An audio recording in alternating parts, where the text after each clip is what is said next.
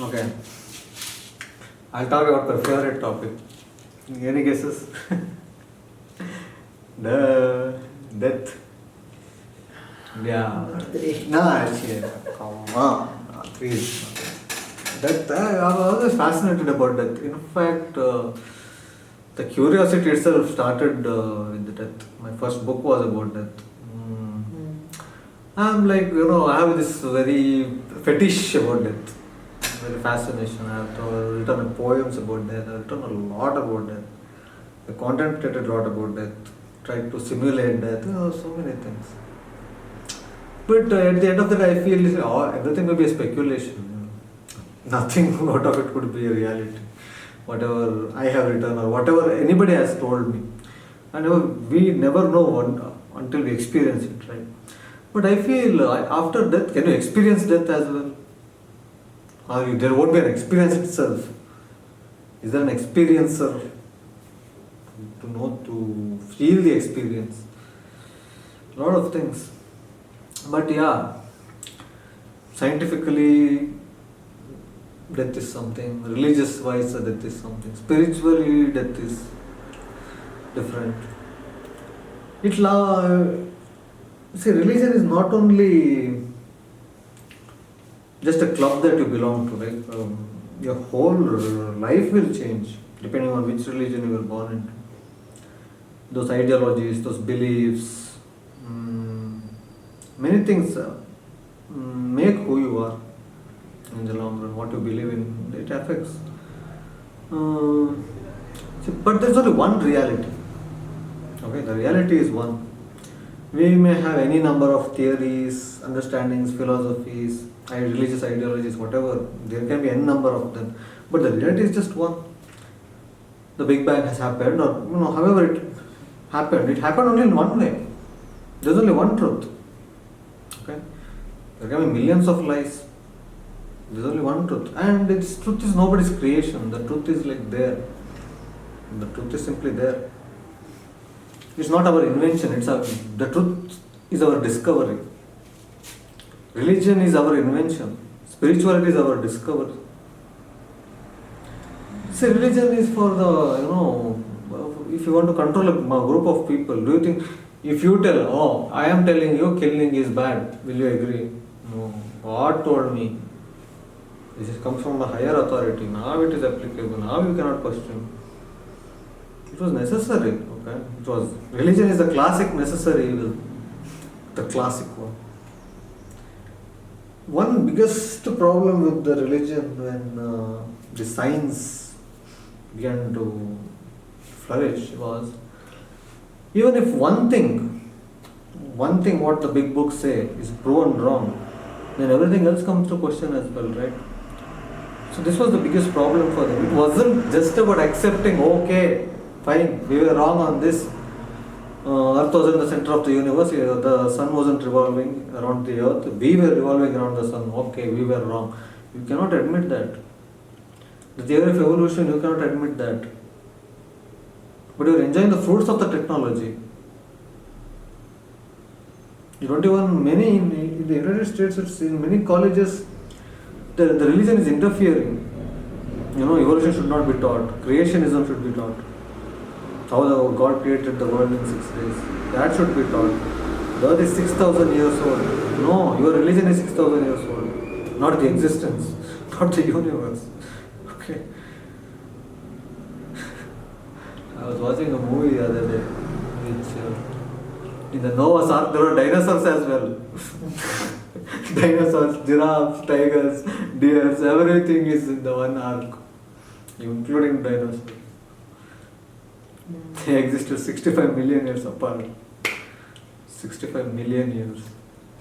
So when we came to know the age of the earth, oh my God, it was the biggest shock. 4.5 billion years. 9 digits. That's a hell lot of time. Earth had. See, that's what I always feel, that not even the gods saw what was coming. That humanity will be so scientifically advanced one day, or technology. Nobody thought about this. Nobody saw this coming, not even the gods. Eh, If they knew, I think things would have been lotly different. Our big books were different. Everything was different. If gods knew, perhaps at least they would have warned us or something. But no, nothing of such sort happened. Most people weren't thinking in such long terms. No, it was for the immediate, what political, geological conflicts they are facing right now. Are they feeling any oppression? You open and see. You open your Vedas and see. In the fourth, I don't know exactly on which Veda.